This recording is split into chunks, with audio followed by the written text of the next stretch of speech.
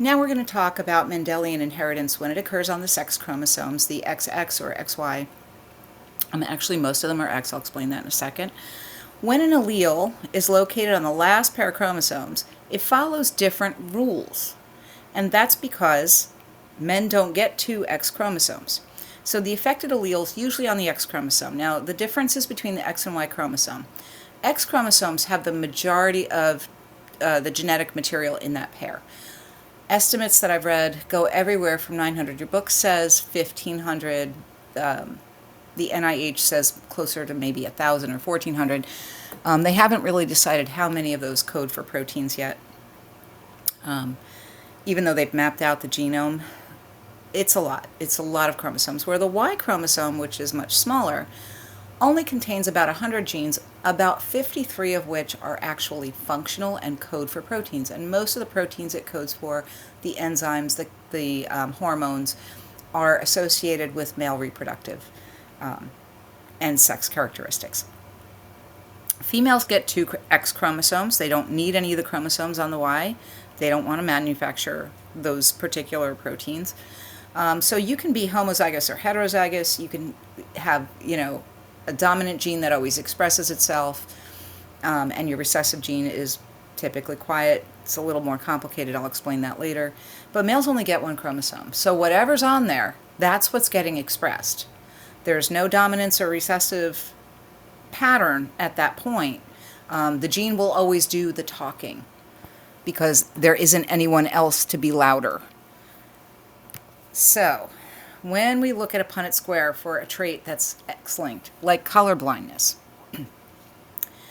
we have to use the letter X and Y so that we can see the difference, because you're really inheriting all different kinds of alleles if you're inheriting the Y chromosome.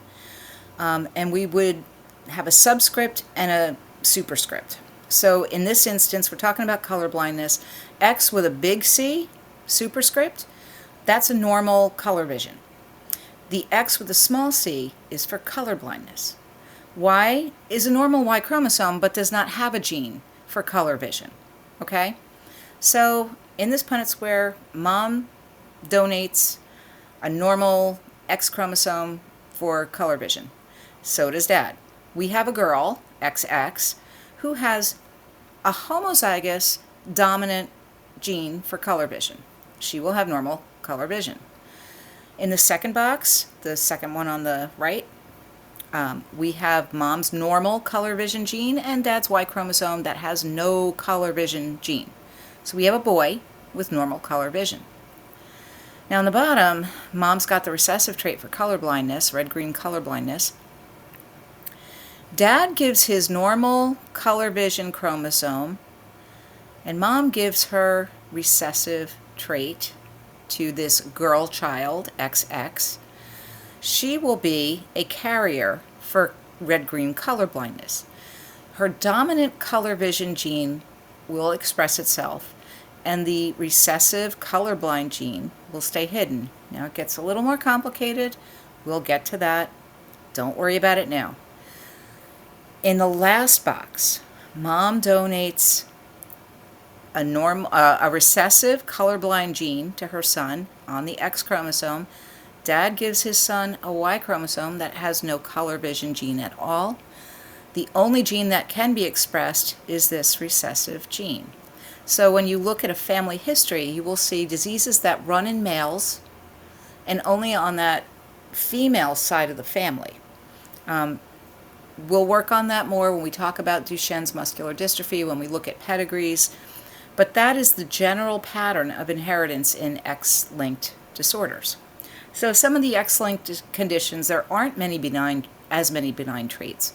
Like I said, you have no protection. There's male pattern baldness, which you can consider benign because it doesn't impact health that greatly.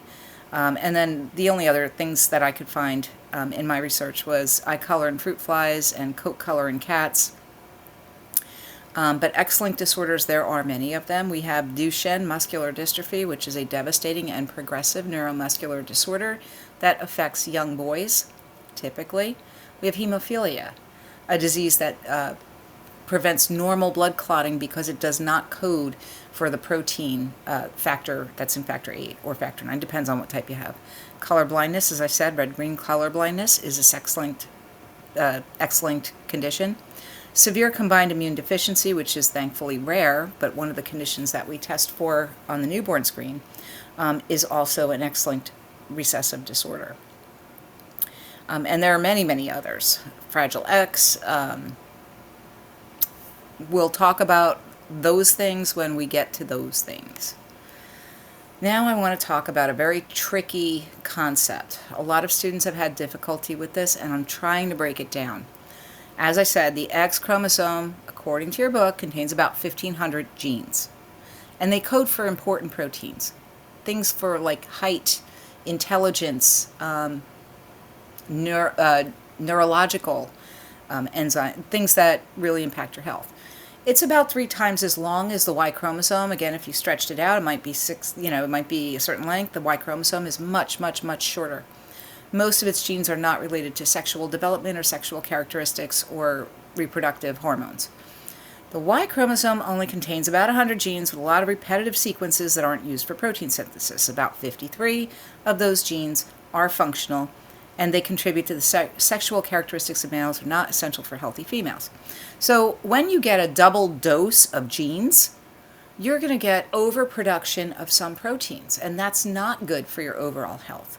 So very early in embryonic development, one X chromosome in each cell that exists up to that point in development gets randomly selected to collapse into what's called a bar body. It's very dark. It's easily seen on electron microscopy.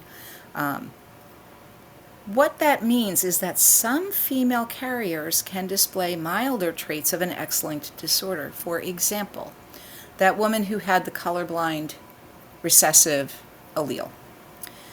If enough of the alleles for colorblindness are in the places in her cell or in the tissues that are required to produce the rods and cones that you need to see color, then she might have reduced color vision. She will not have full red-green color blindness, most likely, but she may have some traits of the disorder. The same applies when we're talking about muscular. There are 2 types of X-linked muscular dystrophy. A woman who has enough of those X chromosomes inactivated in crucial places that govern that neuromuscular communication might have some problems with balance and coordination, but they usually don't get the really devastating progressive disease. They just have some malfunction. That's true of Fragile X as well. If a woman has enough of those X repeats, we'll talk about that way off in the future with childhood disorders, but she can have some dysfunction as well. That's what X-Inactivation is. I know it's a tricky concept, but just imagine you have a very early embryo. It's a collection of maybe a few hundred cells. And every one of the X chromosomes that's in the nucleus of a somatic cell doesn't affect her ovaries, or her ova, I'm sorry, her ovaries might be affected, but not the ovum themselves. One X chromosome gets canceled so that she doesn't have that overdose of, proteins. It would almost be like having a trisomy. This is also why there's only one monosomy that is compatible with life, and that is Turner syndrome. It is the 45X chromosome, because with one X chromosome you can still function. It does create some abnormalities, but more about that later. Okay, I'm going to give you a short video of X-Inactivation, and then this video is over. We'll move on to ploidy later. Like all mammals, this cat began her life as a single cell. That cell had 2 X chromosomes, one from each parent. One of the chromosomes carried a dominant allele for the brownish-black pigment melanin. The other carried an allele that specifies rust-colored fur. The cell divided to produce an early embryo. In some of the embryonic cells, the X chromosome carrying the dominant allele condensed to form a bar body. In other cells, the X chromosome with the allele that specifies rust-colored fur was inactivated. In all descendants of those cells, the corresponding parental chromosome also became inactivated. When we look at the adult cat, we see the descendants of embryonic cells in which the X chromosomes were first inactivated. Cells in the rust-colored areas are descended from cells in which the chromosome carrying the dominant allele was inactivated.